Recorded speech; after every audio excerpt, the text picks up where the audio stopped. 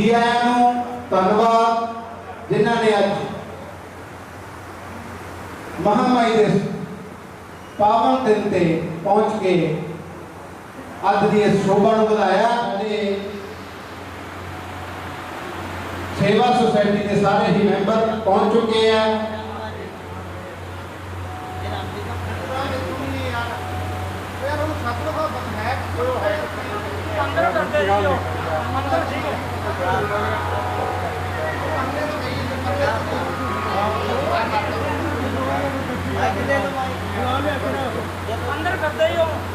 ओम महाबलंतु अतः राजमण्यमहं केशवाय नमः केशवप्रादौ माधवाय नमः माधवप्रादौ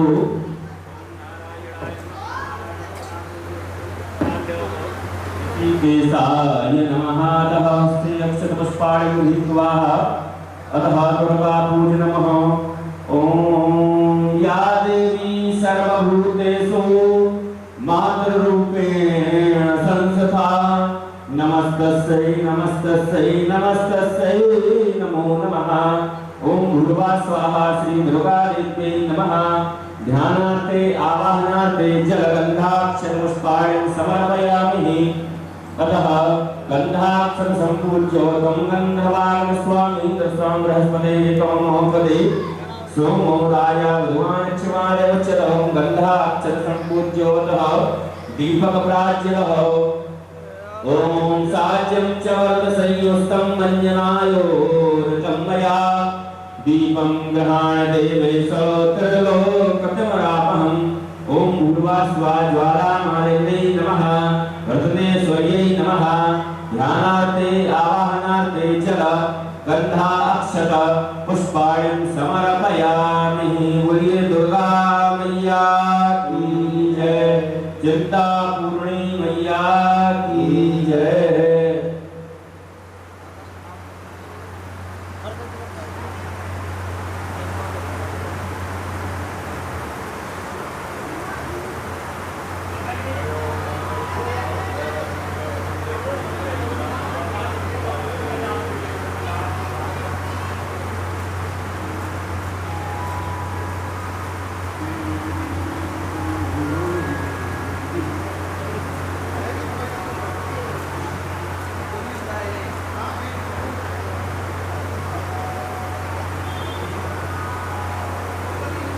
काके काके पीछे मड़ा है बता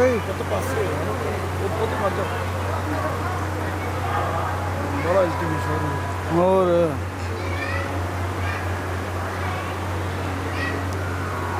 रोज ही खड़ जाते थे। ओम प्राणपुरुषोत्तमाय नमः। ओम बालार्कमण्डलाभासं चतुर्बाहुं त्रिलोचनां पाशाङ्कुशवराभेतरधारयन्तीं शिवां भजे। ओम भूर्भुवः स्वाहा प्राणपुरुषोत्तमाय नमः।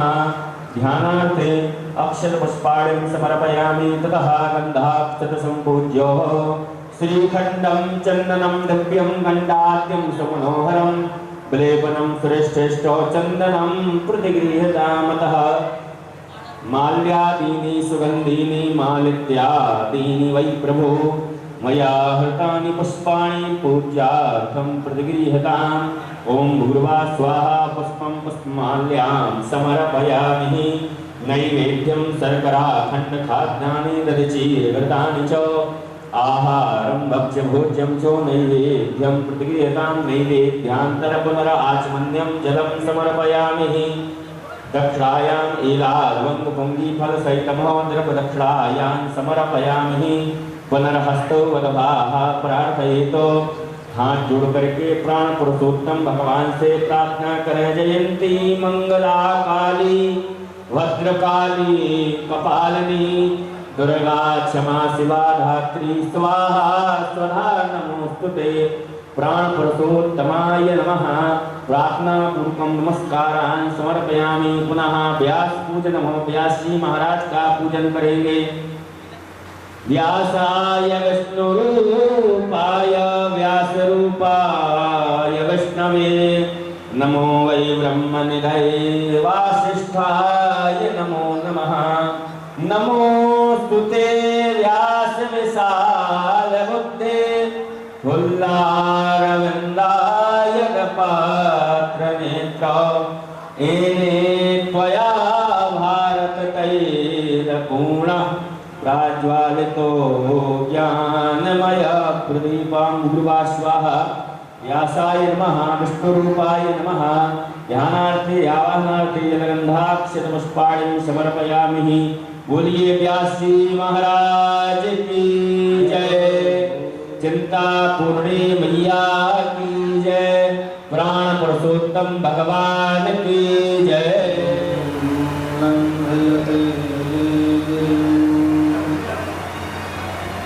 यत्र पातमहं वन्दे परमानन्दमाधवम्।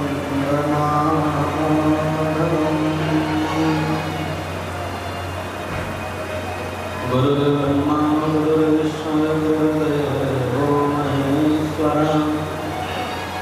गुरुर्साक्षात् परं ब्रह्म तस्मै श्री गुरुवे नमः। वक्रतुण्ड महाकाय सूर्यकोटि समप्रभा निर्विघ्नं कुरु मे देव सर्वकार्येषु सर्वदा। मनोजवं मावकतुल्यवेगं जितेन्द्रियं बुद्धिमतां वरिष्ठं वातात्मयं वानरयोतमुख्यं श्रियामदूतं शरणं प्रपद्ये। करकलितकपालः कुण्डलीदण्डपाणि करुणतीर्णेन्द्रजालिनव्योपवीति प्रदोषणे सपर्यागिनहि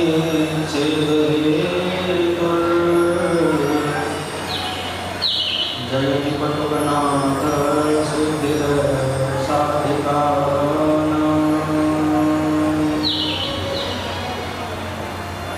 सर्वबाधा विनिर्मुक्तो धन्यतान्यसुतान्विता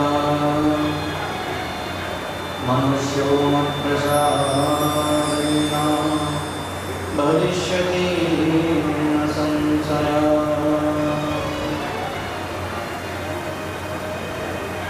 सर्वमङ्गलमाङ्गल्ये शिवे सर्वार्थसाधिके शरण्ये त्र्यम्बके गौरी नारायणी नमोस्तुते। सच्चिदानन्दरूपाय विश्वोत्पत्त्यादिहेतवे तापत्रयविनाशाय श्रीकृष्णाय वयं नमः। कैलासाधिपतिं वन्दे भक्तारिष्टहरं गौरीविनायको ते तं शङ्करं लोकशङ्करं शङ्करं लोकशङ्करम्। श्री श्री माँ जरा चिंतपूर्णी बेनती है कि सामने पंडाल दे आ जाओ तां जो उन्होंने का अपना जो सम्मान है वो किया जा सके। वारी वारी करके सारे सम्मान लैणगे।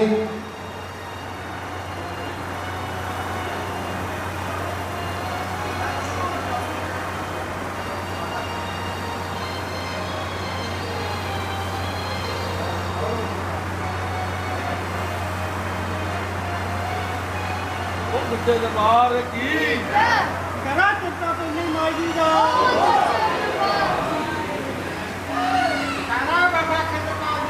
ਹੋਰ ਸਾਚੇ ਦਰਬਾਰ ਕੀ ਜੈ। ਸਾਡੇ ਜਿਹੜੇ ਆਏ ਹੋਏ ਮੈਂਬਰ ਹੈ ਉਹਨਾਂ ਨੂੰ ਵੀ ਬੇਨਤੀ ਹੈ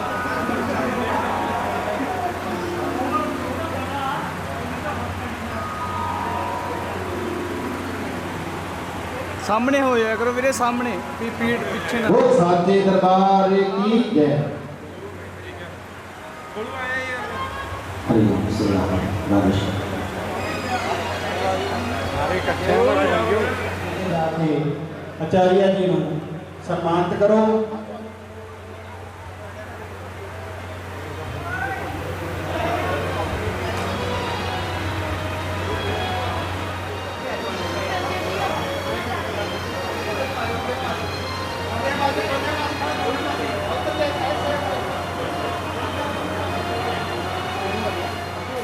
सारे ने सामने वेखे मेरे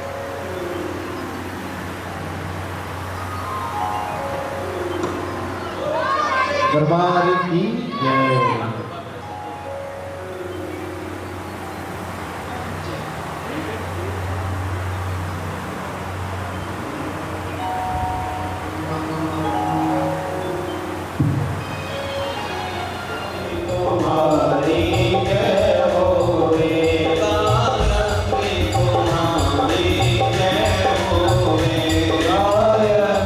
तुम्हारी जय होवे शैलपुत्री को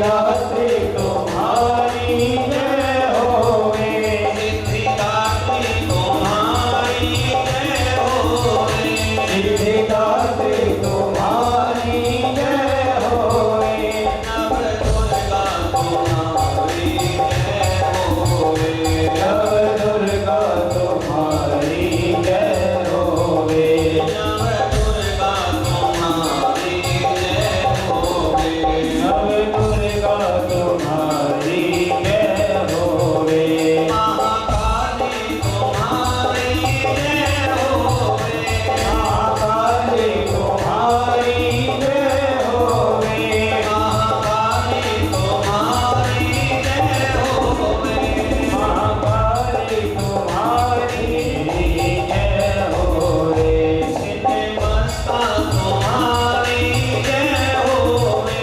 सिद्धमस्ता तुम्हारी जय होवे, सिद्धमस्ता तुम्हारी जय होवे, सिद्धमस्ता तुम्हारी जय होवे, त्रिपुरांबा तुम्हारी जय होवे, त्रिपुरांबा तुम्हारी जय होवे, त्रिपुरांबा तुम्हारी जय होवे, त्रिपुरांबा तुम्हारी जय होवे।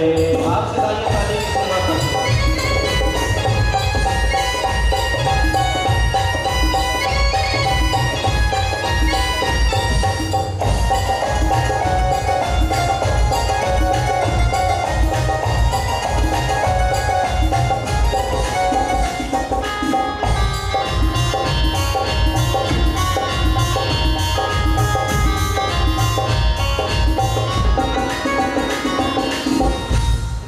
सोमावती तुम्हारी जय होवे, सोमावती तुम्हारी जय होवे, सोमावती तुम्हारी जय होवे, सोमावती तुम्हारी जय होवे, हरे बगला मैया जय होवे, हरे बगला मैया जय होवे, मातंगी तुम्हारी जय होवे, मातंगी तुम्हारी जय होवे, मातंगी तुम्हारी जय होवे, मातंगी तुम्हारी जय होवे, हरे कमला विद्या जय होवे, हरे कमला विद्या जय होवे, हरे कमला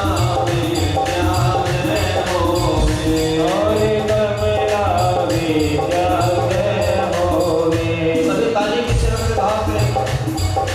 श्री मां जय मां जय जय मां, श्री मां जय मां जय जय मां, श्री मां जय मां जय जय मां, श्री मां जय मां जय जय मां, श्री मां जय मां जय जय मां, श्री मां जय मां जय जय मां, श्री मां जय मां जय जय मां, श्री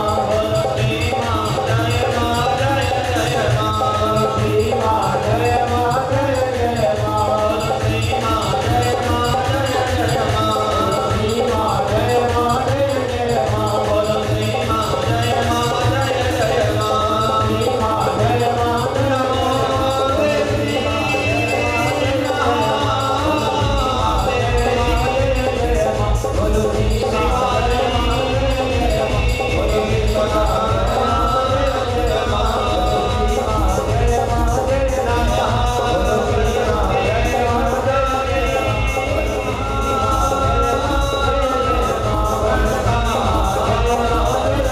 जय मां जय जय मां, श्री मां जय मां जय जय मां, श्री मां जय मां जय जय मां, श्री मां जय मां जय जय मां, श्री मां जय मां जय बोले नमो दुर्गा मैया की, श्री व्यास जी महाराज की, श्रीमद् देवी भागवत महापुराण की, सुखदेव जी महाराज की, चिंतपूर्णी धाम की, शाकुंभरी योग माया की, शिव शंकर भगवान की, जयकारा से नवा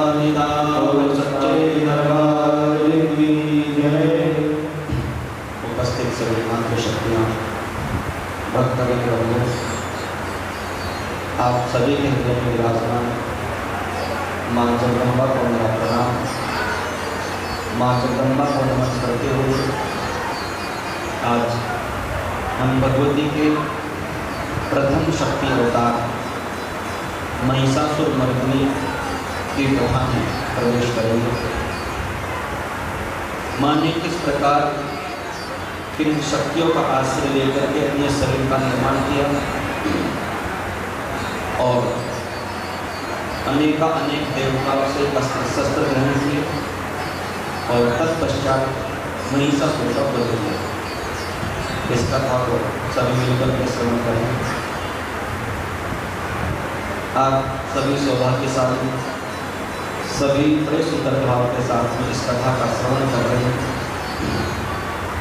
आज गणेश जी का भी जन्मदिन है और गणपति जी के बिना कुछ होता नहीं।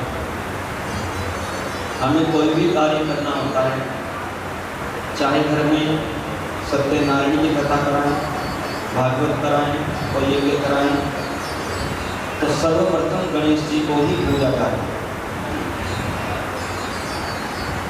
तो गणपति जी की पूजा सबसे पहले की जाती है और सारे विघ्नों का विनाश करने वाले हैं।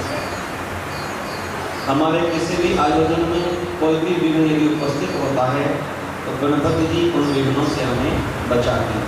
बोलो गणपति भगवान की जय। और ऐसा भी नहीं है महाराज कि केवल हमारे लिए, मनुष्य के लिए यह गणेश जी की पूजा पहले हो, ये सब देवताओं के लिए अनिवार्य है। जब भगवान शिव पशुपतिनाथ बनकर के राक्षसों का वध करने को तैयार हुए तो उनका जो रथ था पशुपति है वो धस गया और जब नहीं निकाल पाए तो वहाँ जगदम्बा ने बताया कि भोले बाबा आप सबसे पहले गणेश जी का चिंतन करिए। और भोले बाबा ने गणेश जी को सर्वप्रथम मनाया और उसके पश्चात फिर प्रभु ने अपना युद्ध प्रारंभ किया। तो महाराज ये ऐसा नहीं कि मनुष्यों के लिए ही गणेश जी को सर्वप्रथम पूजने का अधिकारी बनाया है, ये देवताओं के लिए। देवता भी सर्वप्रथम गणपति जी को ही पूजते। तो आइए गणेश जी का छोटा सा एक भजन। कभी गणेश जी बुरा मान रहे हैं, माँ का तो इतने अच्छे से मना रहे हैं और हमें ऐसे ही छोड़ दिया। आइए मिलकर कैसे गाएंगे। जय गणेश जय महादेवा, जय गणेश जय महादेवा, दुखियन पे कृपा करो, दुखियन पे कृपा करो, करे तेरी सेवा। जय गणेश जय महादेवा, जय गणेश जय महादेवा, जय गणेश जय महादेवा, जय गणेश जय महादेवा, जय गणेश जय महादेवा, जय गणेश जय महादेवा, जय गणेश जय महादेवा, जय गणेश जय महादेवा। ओम नमो नमो नमो नमो नमो, ओम नमो नमो नमो नमो।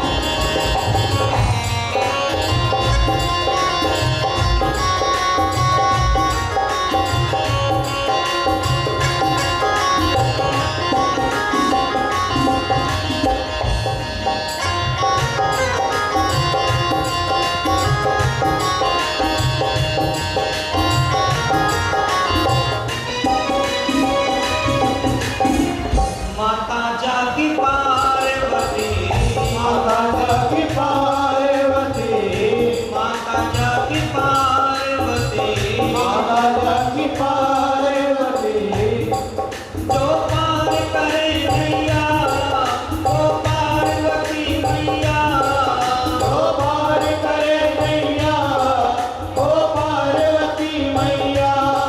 जो भाग्य बनाता है महादेव कहलाता है, जो भाग्य बनाता है आता है। माता जागी पार्वती, माता जागी पार्वती, माता जागी पार्वती, माता जागी पार्वती। पिता महादेवा, जय गणेश जय महादेवा, जय गणेश जय महादेवा।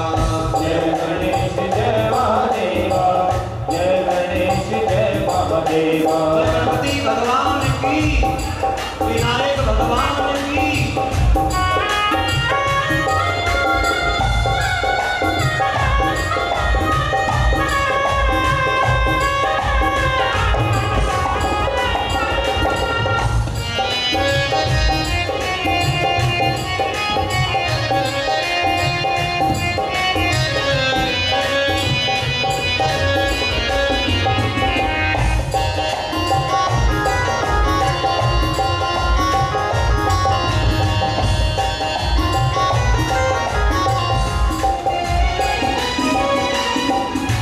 कोई लाया फूल यहाँ, कोई लाया फूल यहाँ, कोई लाया फूल यहाँ, कोई लाया फूल यहाँ, कोई लाया फूल की माला, कोई लाया फूल की माला। मैं क्या लाऊं तेरे नाम का खाऊं, मैं जा रहा हूँ तेरे नाम का खाऊं। कोई लाया फूल यहाँ, कोई लाया फूल यहाँ, कोई लाया फूल यहाँ, कोई लाया फूल यहाँ। कोई लाया मेवा। जय गणेश जय महादेवा, जय गणेश जय महादेवा।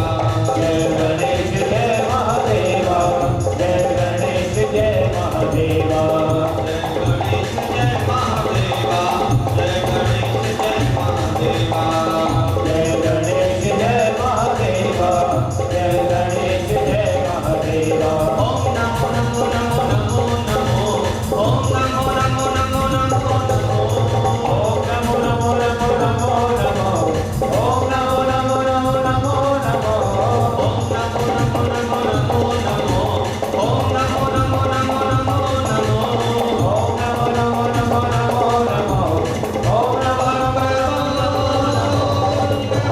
नमो ओम नमो नमो नमो ओम नमो नमो ओम नमो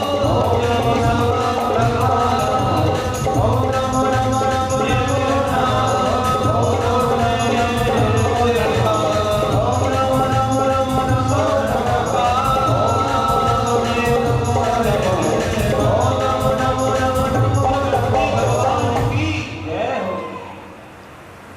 तो गणपति जी का आज प्राकट्य दिवस है।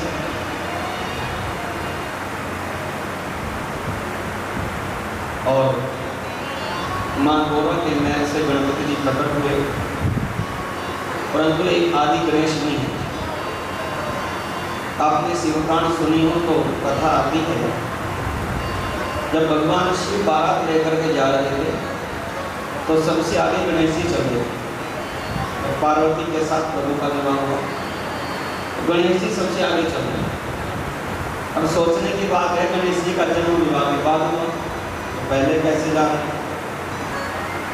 तो महाराज कल मैंने कथा सुनाई थी, सृष्टि वर्णन की। उसी समय जब महादेव की शक्ति ब्रह्मा जी के सामने प्रकट हुई तो वहां पर 6 आदि गणेश जी प्रकट हुए। एक का नाम था मोदाय, एक का था प्रमोदाय, एक का था विघ्नहर्ता, एक का था अविघ्नकर्ता, मोदश्च प्रमोदश्च। तो महाराज ये जो गणेश जी जा रहे हैं शिव जी की बारात में, इनको देख करके पार्वती जी नहीं, पार्वती जी ने कहा बड़ा सुंदर बराती लेके आए, कहाँ से ले आए बाबा? ये देखने में तो सारा मनुष्य के जैसा लगता है, परंतु उसका मुख बड़ा अजीब है और ये मुझे इतना मोहित कर रहा है कि मैं चाहता हूँ ये मेरा पुत्र बन करके आए। भोले बाबा ने कहा देवी ये कभी किसी के गर्भ में नहीं आता, ये गणेश जी कभी किसी के गर्भ में आते ही नहीं, इसके लिए आपको कुछ और प्रयोग करना होगा। तो तभी माँ विवाह के पश्चात कैलाश कर गई, फिर वो लीला रची सारी स्नान करने की और अपने मैल से गणेश जी को प्रकट किया। तो जो सृष्टि के आरंभ में उत्पन्न हुए उनका नाम गणेश जी है, आदि गणेश, और जो पार्वती के द्वारा उत्पन्न हुए उनका नाम विनायक। ध्यान रखना, उनका नाम गणेश जी नहीं, गणेश जी को बाद में पढ़ा। पार्वती जी ने जिनको जन्म दिया उनका नाम विनायक था। बोले विनायक भगवान की जय। और वही आज चतुर्थी तिथि सब लोग बड़े सुंदर भाव से आज अपने अपने घरों में गणपति जी लेकर के आ रहे हैं।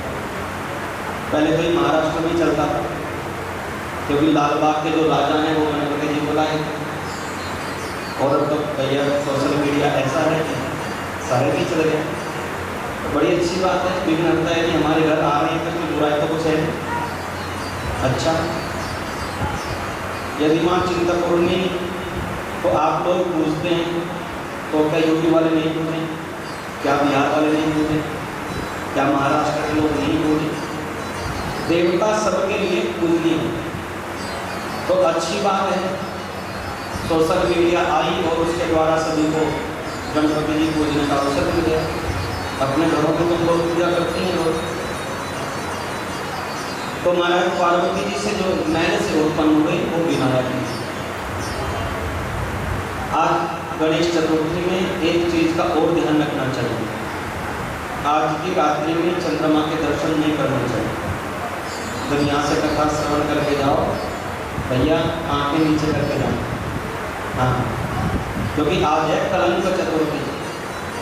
आज चंद्रमा का दर्शन करने से कलंक लगता है, और ये कलंक भगवान कृष्ण को भी लगा। तो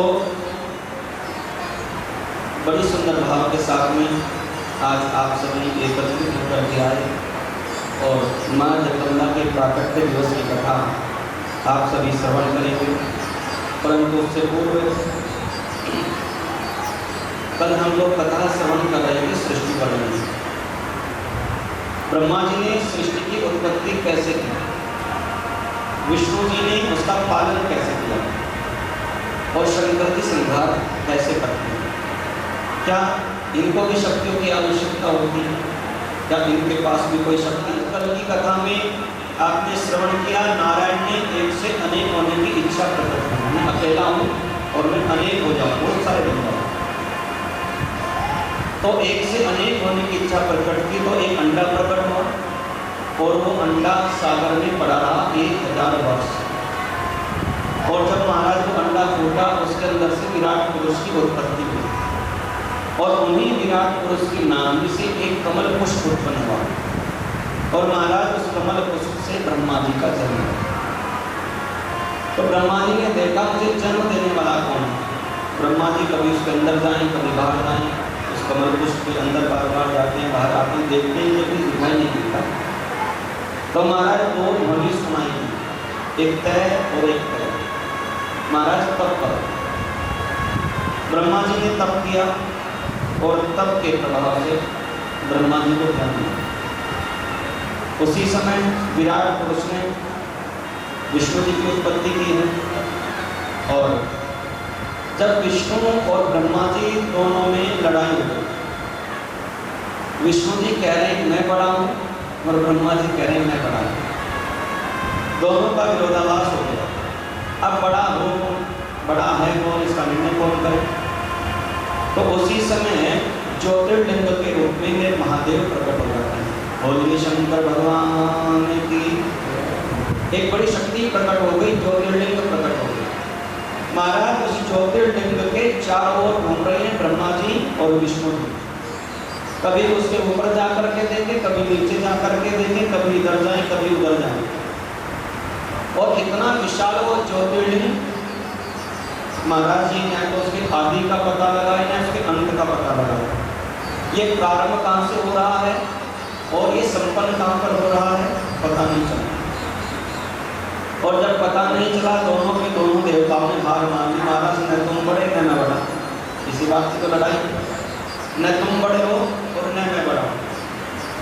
तो उसी ज्योतिर्लिंग के मध्य से भगवान शिव प्रकट होते हैं, और भगवान शिव जब प्रकट हुए, उन्हीं के मध्य में माँ जगदम्बा प्रकट हुई। और जगदम्बे मैया की, माँ जगदम्बा के सामने ब्रह्मा विष्णु और शिव तीनों हाथ जोड़कर खड़े हैं।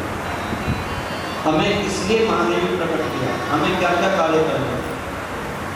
तो महादेवी ने कहा तुम्हें ब्रह्मा जी सृष्टि को बनाना है, तो इस सृष्टि के रचयिता बनो। विष्णु जी से कहा जब सृष्टि बनकर के तैयार हो जाएगी, उसके पश्चात तुम इसका पालन करोगे। और भगवान शिव से कहा आप इनका संहार करो। तीनों को अलग अलग जिम्मेदारियां दी।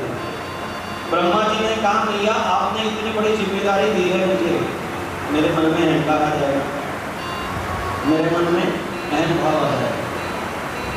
कहने लगी माँ जगदम्बा मेरी शक्ति के बिना तुम कुछ नहीं कर पाओगे।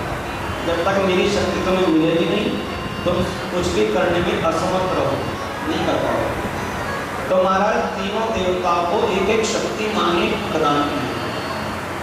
ब्रह्मा जी को माँ सरस्वती, विष्णु जी को महालक्ष्मी और शिव को महाकाली। ये तीन शक्तियाँ तीनों देवताओं को प्रदान की। बोलो महाकाली मैया की, महासरस्वती मैया की, महालक्ष्मी मैया की। तो तीनों शक्तियों के द्वारा तीनों अपने अपने कार्यों में नियुक्त हो। ब्रह्मा जी सृष्टि को बनाने लगे, और महाराज सबसे पहले अधर्म ने जन्म लिया। सबसे पहले अधर्म आया। हम कोई भी धार्मिक काम करते हैं ना, तो ध्यान रखना कोई न कोई काम अड़ाने वाला आ ही जाता है। कोई कथा करानी हो, कोई जगराता कराना हो, महाराज एक व्यक्ति को जरूर ऐसा मिलेगा जो कहेगा अरे क्या जरूरत है, कोई जरूरत नहीं। इसलिए सबसे पहले अधर्म जन्म ले रहा है, क्योंकि अधर्म नहीं होगा तो धर्म को लोग समझेंगे नहीं, ये भी पक्की बात है। तो ब्रह्मा जी की पीठ से अधर्म ने जन्म लिया। उसके पश्चात ब्रह्मा जी ने सोचा ये तो गलत हो गया, मैं करने क्या आया था और मैंने कर क्या दिया। फिर कहते अहंता ममता, इन दोनों ने ब्रह्मा जी के शरीर से जन्म लिया। ये भी पापों की सृष्टि है। हम किसी से ममता करने लग जाएं तो पाप होता है। हमें सबसे प्रेम करना चाहिए, क्योंकि ममता हमें बंधनों में बांधती है और प्रेम हमें ईश्वर के साथ बांधता है। गोपियां भगवान कृष्ण से प्रेम करती हैं, ममता कभी नहीं, हमेशा प्रेम किया। तो प्रभु ब्रह्मा जी ने अपने द्वारा अहंता और ममता, अहंता में अहंकार को भी जन्म दिया और संसार में बांधने वाली ममता को जन्म दिया। वे भी सोच रहे हैं अब क्या हो। तो महाराज तत्पश्चात एक शुक्र अवतार हुए, नर नारायण अवतार हुए, नारद जी अवतार हुए, और अनेकों अनेक ऋषियों को ब्रह्मा जी ने जन्म दिया। परंतु सृष्टि फिर भी नहीं बढ़ी। सृष्टि बढ़े कैसे, जब तक स्त्री नहीं आई। तो ब्रह्मा जी महाराज बैठे बैठे सोचे रहकर मुझे क्या करना चाहिए, मुझे जो जिम्मेदारी मिली है उसको कैसे निभाऊं। और महाराज इतनी संतानें उत्पन्न की, सबने ब्रह्मचारी होने का संकल्प ले लिया। पहले तो नारद जी ब्रह्मचारी बने गए, हम संतान उत्पन्न नहीं करेंगे। फिर 4 पुत्रों को और जन्म दिया था ब्रह्मा जी ने, सनक, सनंदन, सनातन, सनत कुमार। इन चारों से ब्रह्मा जी ने कहा भैया ऐसा करो तुम बड़े हो जाओ और सृष्टि में सहभागी बनो। तो चारों भाइयों ने कहा महाराज सृष्टि में सहभागी बनने के लिए क्या बड़ा होना जरूरी है। ब्रह्मा जी ने कहा बड़े होंगे तो विवाह करेंगे, विवाह होगा तो संतान उत्पत्ति करना। चारों भाइयों ने अपने आप को श्राप दे दिया। सनक, सनंदन, सनातन, सनत कुमार चारों ने अपने आप को श्राप दे दिया, पिताजी आज हमारी आयु है 5 वर्ष की और हम न बड़े होंगे न विवाह होगा। और सनकादियों के लिए स्मृति महाराज कहते हैं कि पूर्वे शामपि पूर्वजा, ये पूर्वजों के भी पूर्वज हैं, परंतु देखने में बालक हैं, देखने में बच्चे दिखाई देते। तो महाराज ब्रह्मा जी सोच रहे हैं पहले तो सृष्टि बनाने में इतनी समस्या आ रही है, इसको चलाया जाएगा कैसे। एक दिन ब्रह्मा जी बैठे बैठे सोच ही रहे थे कि उनके शरीर के 2 टुकड़े हुए, और जब महाराज 2 टुकड़े हुए उनमें से एक महाराज मनु है और दूसरी महारानी शत्रुपा, इन्होंने जन्म लिया। तो महारानी शत्रुपा और महाराज मनु हम सब इन्हीं की संतान है। आजकल तो लोग अपने माता पिता को ही गाली देते हैं, तो महाराज मनु तो बहुत पहले आए थे। आजकल मनुवाद के ऊपर बड़ी चर्चाएं होती हैं। तो महाराज मनु और शत्रुपा को कोई माने नहीं माने, परंतु संतानें हुई। तो महाराज मनु और शत्रुपा के द्वारा 5 संतानों ने जन्म लिया, जिनमें 3 पुत्र हैं, 3 पुत्रियां हैं, 2 पुत्र हैं। पुत्रियों के नाम हैं आकुंती, देवहूति, प्रसूति, और पुत्रों के नाम हैं प्रियव्रत, उत्तान। ये 5 संतानें जिससे पूरा का पूरा विश्व बढ़ गया। आज लगभग 7 अरब से ज्यादा पूरे विश्व की जनसंख्या कितनी है? हमारा भारत सबसे आगे, जनसंख्या के हिसाब से हमारा भारत सबसे आगे, चीन से भी आगे निकल रही है। उसको किया जो आगे जय माता दी बोलना पड़ेगा, जरा जोर से बोलना पड़ेगा। तो कहते हैं ब्रह्मा जी ने जब मनु शत्रुपा को जन्म दिया और उनके यहाँ 5 संतानें और हो गई, तो महाराज मनु ने कहा पिताश्री आपने संतानें तो उत्पन्न करा दी हमसे, अब ये तो बताओ इनको रखूं कहाँ, क्योंकि पृथ्वी तो है नहीं, पृथ्वी है नहीं, ये सब रहेंगे कहाँ।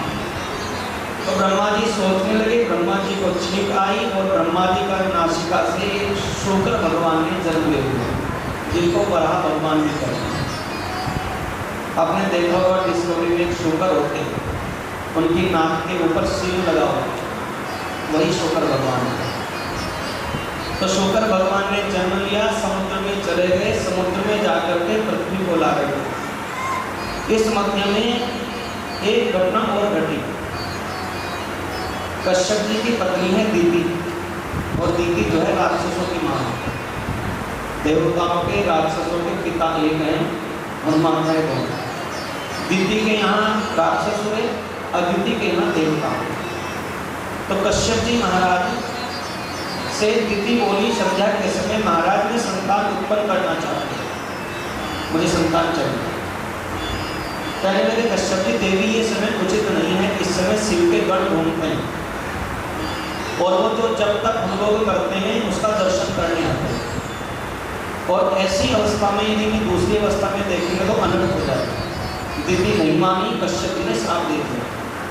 कश्यप जी ने कहा देवी तेरे गर्भ से 2 संतानें जन्म लेंगी और दोनों के दोनों राक्षस बनेंगे। अब ये श्राप दे दिया तो दीदी ने लक्ष्मण याचना मांगी, स्वामी मुझे लक्ष्मण करिए, मेरे से गलती होगी। तो कहने लगे कश्यप जी मैं श्राप तो वापस नहीं ले सकता, परंतु मैं आश्वासन देता हूँ तेरे दोनों पुत्रों का वध नारायण स्वयं करें। अब इधर हुआ क्या, सनक, सनंदन, सनातन, सनत कुमार जो 4 भाई हैं वो वैकुंठ में जा रहे थे नारायण से मिलने, और जब नारायण से मिलने गए तो द्वारपाल खड़े हैं जय और विजय। दोनों ने सनत कुमारों को रोक दिया, महाराज को अभी भगवान विश्राम कर रहे हैं। सनत कुमारों ने कहा भैया आप ये जाने दें, नारायण यदि विश्राम कर रहे हैं तो भी हमसे मिल लेंगे। कुछ लोग होते हैं ना जी, वहाँ का सरपंच है मेरे घर के संबंध है, वहाँ के सांसद के साथ मेरे घरेलू संबंध है, जब चाहूँ तब नहीं होता। ऐसे ही सनत कुमार जी कह रहे हैं, कह रहे महाराज हम उनसे मिल लेंगे, यदि विश्राम कर रहे हो ना तो भी प्रभु मना नहीं करेंगे। जय विजय ने जाने नहीं दिया और दोनों ने 4 भाइयों ने जय और विजय को श्राप दिया, तुम दोनों के दोनों राक्षस बन जाओ। और वही जय और विजय माँ दीदी के गर्भ में आ गए, दोनों के दोनों। अभी कश्यप जी ने श्राप दिया था उनको, तुम्हारे गर्भ से 2 बालक जन्म लेंगे, दोनों राक्षस होंगे। तो वही जय और विजय दिति के गर्भ में आए और महाराज दिति ने 9 मास पूर्ण होने पर उनको जन्म दिया और उसके पश्चात कश्यप जी से प्रार्थना की, महाराज कोई ऐसा यज्ञ करा दो जिससे ये राक्षस ना बने। कश्यप जी ने कहा ऋषि का श्राप कभी खाली नहीं जाता, ये राक्षस तो बनेगी परंतु उद्धार इनका नारायण स्वयं करेंगे। तो महाराज ये जो दिति के यहाँ 2 बालक हुए, इनमें एक का नाम है हिरण्याक्ष, एक का नाम है हिरण्यकश्यप, जिनके यहाँ प्रहलाद जी ने जन्म लिया। ये जरूरी नहीं है कि धर्मात्मा के यहाँ धर्मात्मा ही जन्म ले, धर्मात्मा के यहाँ पापी भी जन्म लेता है और पापी के यहाँ धर्मात्मा भी जन्म लेता है। इसलिए कहते हैं कि जितने पुण्य करोगे उतने पुण्य का फल आपको ही मिलना है, किसी और को नहीं मिलेगा। जीवन में जो डीएम के यहाँ डीएम नहीं बन सकता उसका बच्चा, डॉक्टर का बच्चा डॉक्टर नहीं बन सकता है, बन जाएगा संयोग में। बड़े घर में रहने वाला बालक जरूरी नहीं कामयाब हो रहा है। कितने सारे उदाहरण देखने को मिलते हैं जो संसार में जाते हैं। तो महाराज हिरण्याक्ष और हिरण्यकश्यप ने जन्म लिया। उस समय पृथ्वी कहीं थी नहीं, इसलिए हिरण्याक्ष जो है वो दिग्विजय करता हुआ आकाश से जा रहा और सामने मिल गए नारद जी। हिरण्याक्ष ने नारद जी से कहा महाराज ये वीणा लेकर के क्या करते हो, कुछ लड़ाई झगड़ा भी करना आता है कि नहीं, या वीणा ही बजाते रहते हो? नारद जी ने कहा महाराज वीणा ही बजाते हैं, हमें क्या करना है, लड़ाई झगड़ा करके करेंगे क्या? हिरण्याक्ष ने कहा महाराज देखो मुझे तो युद्ध करना है आपके साथ, यहाँ मुझे कोई युद्ध वाला मिला ही नहीं जिससे युद्ध करो, आपसे युद्ध करना चाहता हूँ। नारद जी ने कहा प्रभु मुझे क्षमा करिए, मैं नहीं युद्ध कर सकता, आप कहीं और चले जाओ। हिरण्याक्ष ने कहा नहीं नहीं मेरे हाथ में खुजली लगी है और हाथ की खुजली तभी समाप्त होगी जब तुम्हारे साथ युद्ध करूंगा। नारद जी ने कहा अच्छा एक और तुम्हारे जैसा बलशाली है, मैं उसका नाम तुम्हें बताता हूँ, तुम उसके साथ जाके युद्ध करो। हिरण्याक्ष ने कहा बताओ। नारद जी ने कहा अभी अभी एक शूकर गया है जल के अंदर, पृथ्वी को लेकर के बाहर आ रहा है और तुम जाओ उसके साथ युद्ध करो। और महाराज हाथ की ऐसी खुजली मिटेगी, जीवन में खुजली नहीं होगी, तुम एक बार जाओ। हिरण्याक्ष वहां से पहुंचा सीधा समुद्र में और शूकर भगवान पृथ्वी को लेकर के आ रहे थे और भगवान के सर पर एक मुष्टिक प्रहार उसने पृथ्वी छोड़ करके फिर जल में चल गए। प्रभु ने सोचा कोई छोटा मोटा राक्षस है क्यों चक्कर के पड़े, भगवान फिर चले गए, फिर पृथ्वी को लेके आए। फिर हिरण्याक्ष ने भगवान के साथ युद्ध करना शुरू किया, फिर पृथ्वी जल में चली गई। कई बार ऐसा ही हुआ। प्रभु फिर उस पृथ्वी को लेकर के आए, फिर हिरण्याक्ष सामने खड़ा हुआ। भगवान कह रहे तुम मेरे साथ क्यों युद्ध करना चाहता है? हिरण्याक्ष ने कहा महाराज हम तो किसी के भी साथ युद्ध कर लेते, हमें युद्ध करने में ही आनंद आता है, मैं आपसे युद्ध करूंगा और मेरे साथ युद्ध करो। भगवान कहने लगे मैं भैया पृथ्वी को लेके आ रहा हूँ, पृथ्वी को जल के ऊपर स्थापित करने दो फिर युद्ध करूंगा।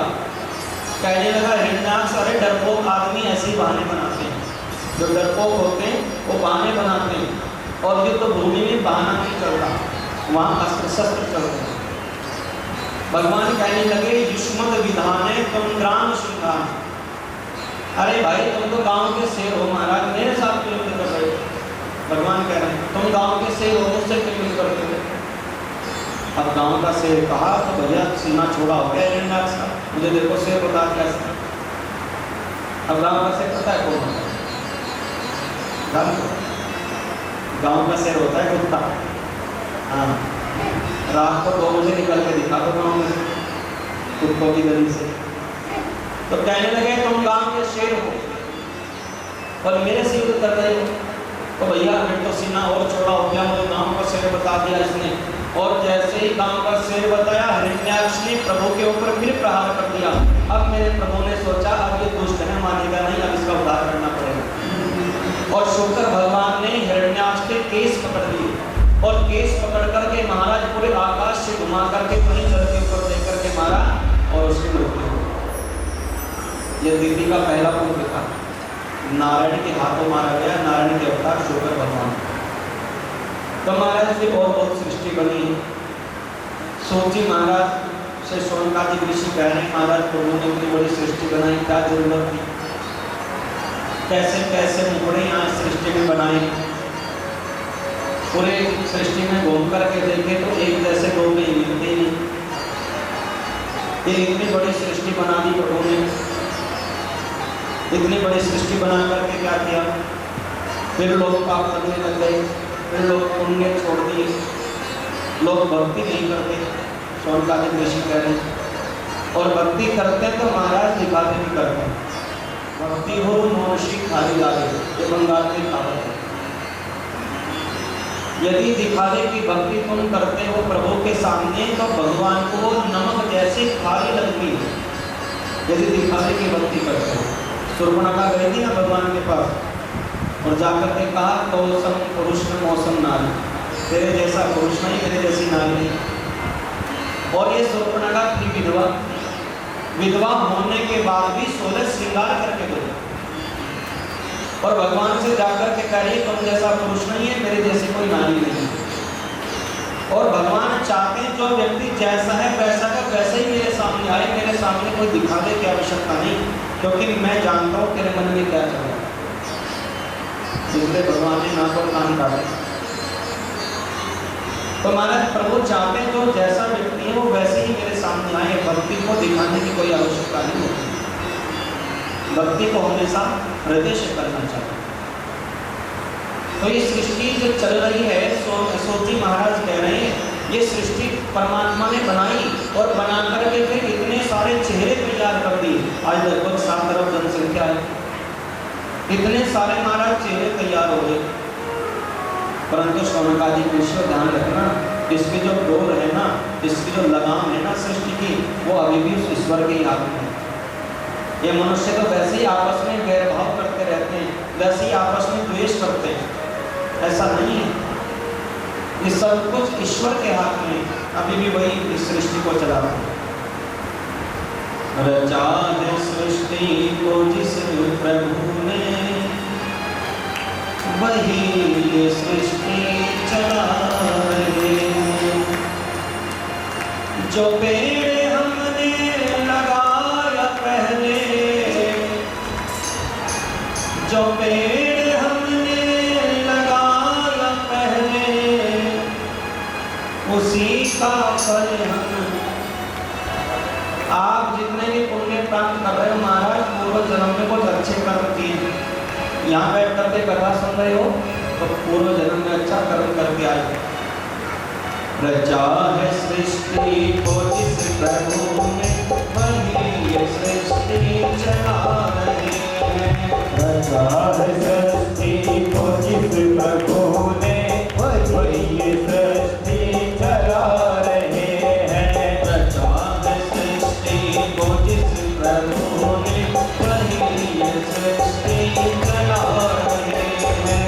रचा है सृष्टि को जिस प्रभु ने, वही ये सृष्टि चला रहे हैं। जो पेड़ हमने लगाया पहले, पेड़ हमने लगाया पहले, जो पेड़ हमने लगाया पहले, जो पेड़ हमने लगाया पहले, उसी का फल हम भगवान देते हैं। रचा है सृष्टि को जिस प्रभु ने, वही ये सृष्टि चला रहे हैं। आप सताने की सेवा करें।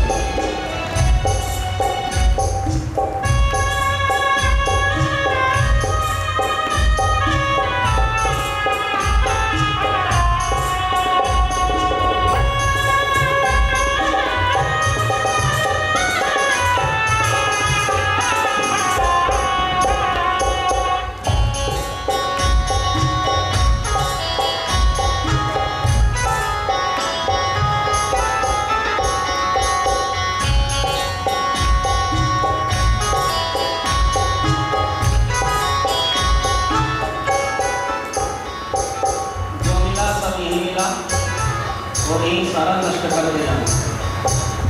यहीं पर जन्म लिया, इसे मृत्युलोक में, और इसे मृत्युलोक में अपने सारे कार्य निपुण करके ये शरीर यही छोड़ के जाना। ये शरीर साथ नहीं जाएगा। इसी धरा से शरीर पाया, इसी धरा से शरीर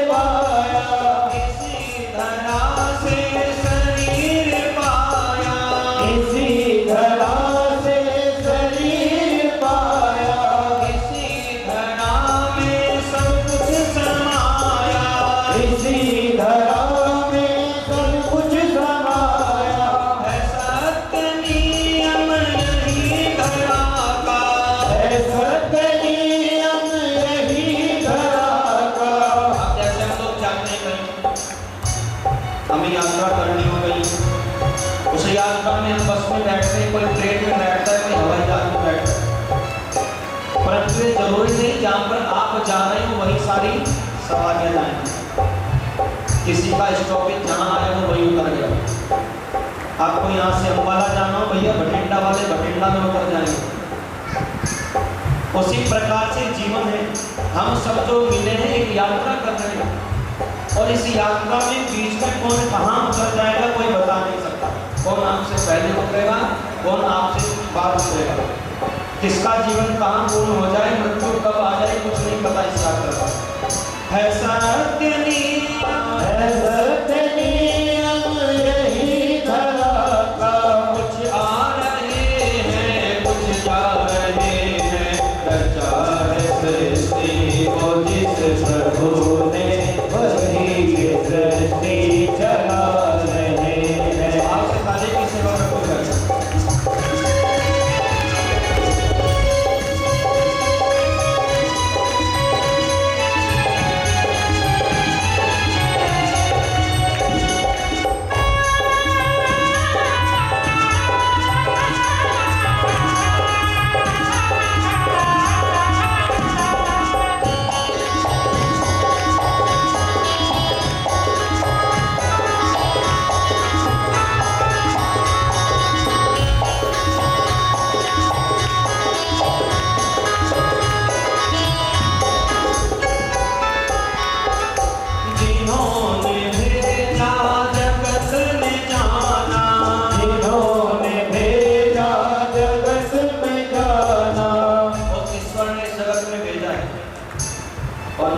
पश्चात में वो ईश्वरीय में बुला रहा है।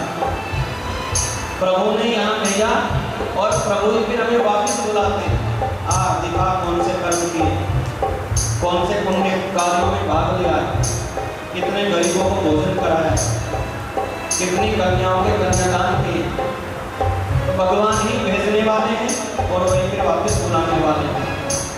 जिन्होंने भेजा जगत में जाना, जिन्होंने भेजा जगत में जाना, तय कर दिया फिर लौट के आना, तय कर दिया फिर लौट के आना। जो भेजने वाले हैं धरा पे, जो भेजने वाले हैं धरा पे, वही फिर वापस बुला रहे हैं। रचा है सृष्टि को जिस प्रभु ने वही सृष्टि चला रहे हैं। रचा है सृष्टि को जिस प्रभु ने वही सृष्टि चला रहे हैं। हरे कृष्ण।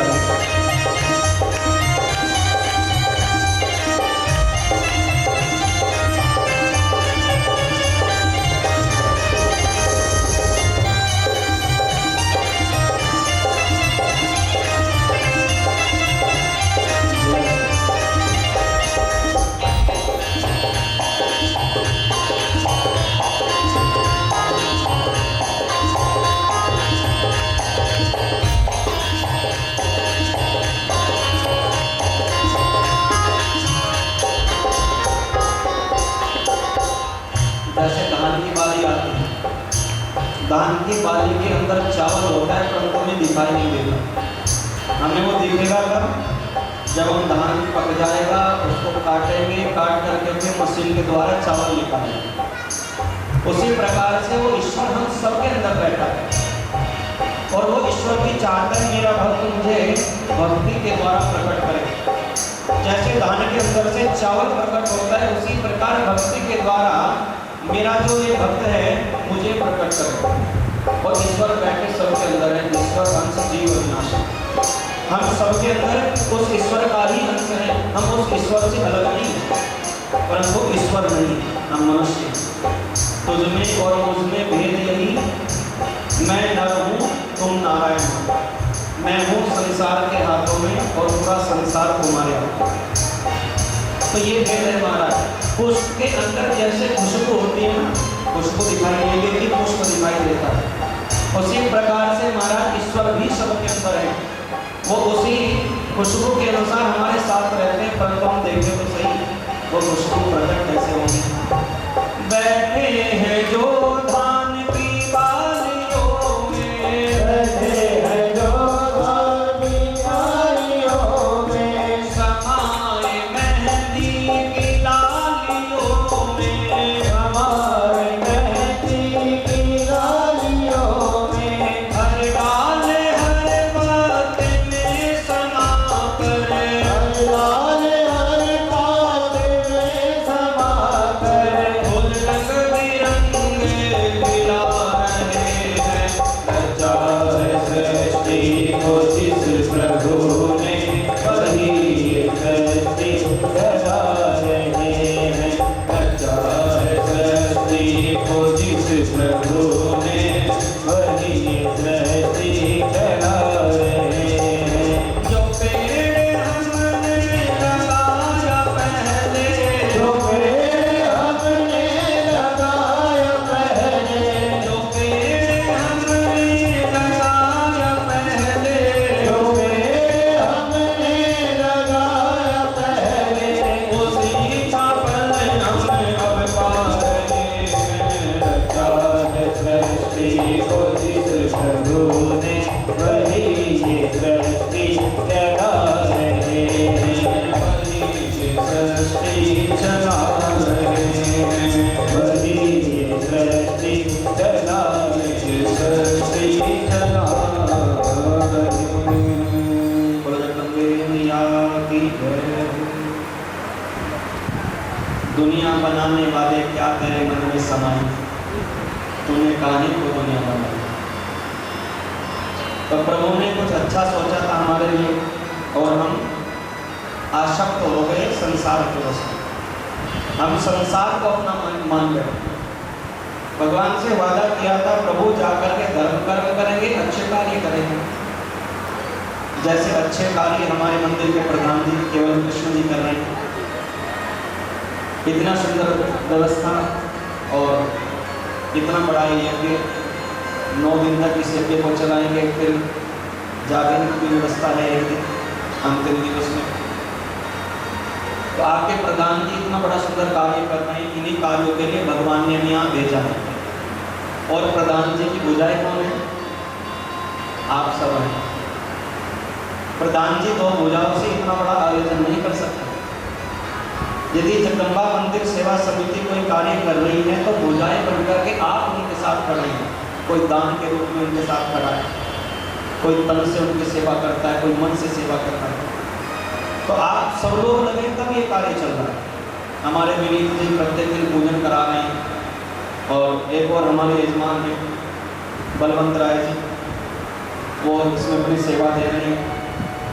और दर्शन लाल जी तो महाराज 2400 घंटे में दर्शन ही देते रहते हैं। अब महाराज जी चाय की व्यवस्था, अब भोजन की व्यवस्था, अब सबको देखना कहाँ क्या नहीं है, क्या चल रहा है। फिर कथा में आए हुए सभी भक्तों के लिए यहाँ साफ सफाई की व्यवस्था। यही कार्य करने के लिए ईश्वर ने हमें यहाँ भेजा है और कोई कार्य नहीं। यदि आप सोच रहे हैं कि हमें बड़ी गाड़ी खरीद ली ये करने आई है, नहीं, ये गाड़ी तो संसार के लिए है। आपने बड़ा मकान बनाया संसार के लिए, अपने लिए नहीं। अपने लिए बनाते तो महाराज आपकी 50 लाख की गाड़ी आपके साथ जाती स्वर्ग में, क्यों नहीं जाती? अपने लिए मकान बनाया आपने, सोचा कि हमारे लिए है, परंतु वो भी तो साथ नहीं जाता। सोची महाराज कह रहे हैं, हे शौनकादि ऋषियों, इस संसार में आकर के धन खूब कमाओ, लाखों रुपए कमाए, करोड़ों रुपए कमाए।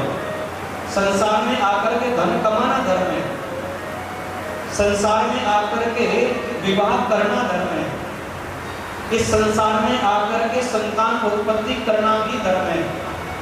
और उस संतान के लिए लाखों करोड़ों रुपए कमाना भी धर्म है। अपने लिए बड़ी महंगी गाड़ी खरीदना धर्म है। अपने लिए 400-500 गज में बड़ा सुंदर बंगला बना लिया, ये धर्म है। परंतु ये धन, ये बंगला, ये गाड़ी, ये पत्नी, ये पुत्र, ये पुत्री, इन सबको अपना मान लेना अधर्म है। ये अधर्म है। क्योंकि यदि पत्नी मेरी है तो पत्नी साथ को नहीं जाती मरने के बाद, पुत्र मेरा है पुत्र साथ को नहीं जाता। ये मकान मैंने बनाया अपने लिए, तो इस मकान का सुख मुझे स्वर्ग में क्यों नहीं मिलेगा?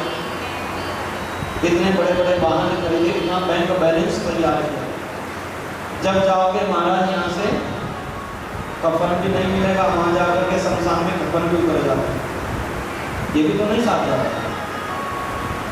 तो कहते हैं सोची महाराज, खूब धन कमाओ, जितना मन करे उतना कमाओ, परंतु किसी का मन दुखा करके मत कमाओ।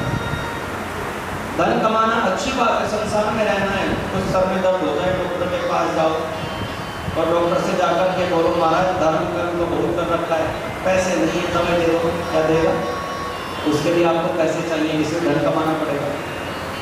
आपको यात्राओं पे जाना है तो ट्रेन में टिकट बुक कराना पड़ेगा, पैसे देने पड़ेंगे। इसलिए धन के बिना धर्म है नहीं, परंतु इस धन को अपना समझ लेना ये सबसे बड़ा धर्म है। ये सब अपना कुछ नहीं है, केवल आपने जो पुण्य इस जीवन में कमाए, आपने जो पुण्य एकत्रित किए हैं महाराज, बस वही आपके साथ जाने और कुछ जाना नहीं है। जिसकी मृत्यु जहाँ पर लिखी है वो उसी प्रकार से आएगी, ब्रह्मा जी भी नहीं रोक सकते। सोची महाराज कह रहे हैं कि एक ऋषि हैं जिनका नाम है जाबाली ऋषि, और जाबाली ऋषि गरुड़ जी महाराज के परम प्रिय मित्र हैं। जाबाली ऋषि को मृत्यु आ गई, मृत्यु जैसे देखे सामने से आ रही है तो चिल्लाने लगे, हे गरुड़ जी महाराज आपकी पहुंच तो बड़ी ऊपर है, आपका तो नारायण से डायरेक्ट संबंध है, कुर्सी उठते जाओ ना, नारायण से द्वार लगाओ और जाकर के कहो मेरे मित्र जाबाली को बचाओ। अब गरुड़ जी बड़े खुश हो गए, जाबाली ने मुझे नारायण के पास भेजने का, मैं तो उनके पास रोज रहता हूँ, 1 मिनट में जाबाली ऋषि आपके प्राण ले आऊंगा, आपको मरने देगा। और दौड़े दौड़े गुरु जी महाराज नारायण के पास गए, महाराज मेरा मित्र है जाबाली से बचाओ, आप उसकी रक्षा करो। नारायण ने कहा ये मैं कैसे कर सकता हूँ, मैं किसी को कहाँ बचाने वाला, कहाँ मारने वाला, और ऐसा करो विधाता के पास चलते हैं जिसने सृष्टि बनाई। नारायण जी को लेकर के ब्रह्मा जी के पास चले आए, ब्रह्मा जी से आकर के कहा नारायण ने ये गरुड़ है, इनके मित्र हैं जाबाली ऋषि, और महाराज उनकी मृत्यु आने वाली है, गरुड़ चाहता है वो नहीं मरे। ब्रह्मा जी ने कहा मैं भी कुछ नहीं कर सकता, क्योंकि मेरा काम है उत्पत्ति करना सृष्टि में, संहार करने का काम तो किसी और का है, शिव के पास चले गए।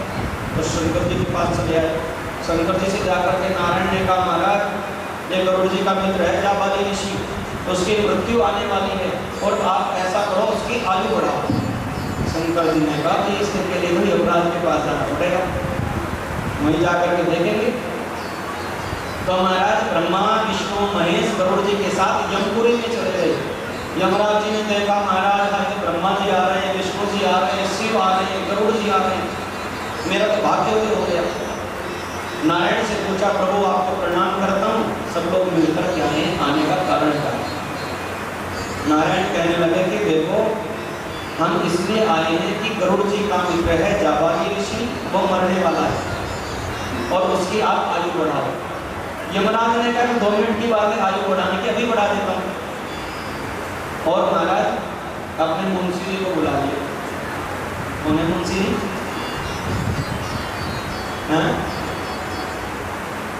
उन्हें मुंशी जय माता दी बोलना पड़ेगा, जरा जोर से बोलना पड़ेगा, एक बार और बोलना पड़ेगा। तो जब यमराज से कहा गया कि आप इनकी आयु बढ़ाओ, जाबाली ऋषि की गरुड़ जी के मित्र हैं, यमराज ने कहा महाराज 2 मिनट लगेंगे बढ़ाने में, अभी चित्रकेतु को बुलाता हूँ। चित्रकेतु मुनि है यमराज जी के यहाँ, हमारा सारा का सारा जो लेखा जोखा है वो चित्रगुप्त के हाथ में है। तो महाराज चित्रगुप्त जी बड़ा रजिस्टर लेके आए और रजिस्टर खोल करके जैसे जाबाली ऋषि का केस निकाला, यमराज ने कहा क्या सोच रहे हो? बोले महाराज जो भी सोच रहा हूँ ना गलत ही सोच रहा हूँ। यमराज ने कहा पढ़ के सुनाओ जाबाली ऋषि के विषय में क्या लिखा है। तो चित्रगुप्त पढ़ने लग गए और यमराज ब्रह्मा विष्णु शिव और गरुड़ जी सामने बैठे और लिखा क्या था कि जिस दिन गरुड़ जी नारायण ब्रह्मा शिव और यमराज ये पांचों के पांच एक जगह आ जाएंगे उसी दिन जाबाली मर जाएगा। जिस दिन ये पांचों एक साथ हो गए उसी दिन जाबाली मर जाएगा। और जैसे इतना बड़ा चित्रगुप्त में तो महाराज तोड़ पड़े। गरुड़ जी महाराज और जाकर के देखा जापानी ऋषि शरीर को पूर्ण कर चुके। तो महाराज जो यहाँ आया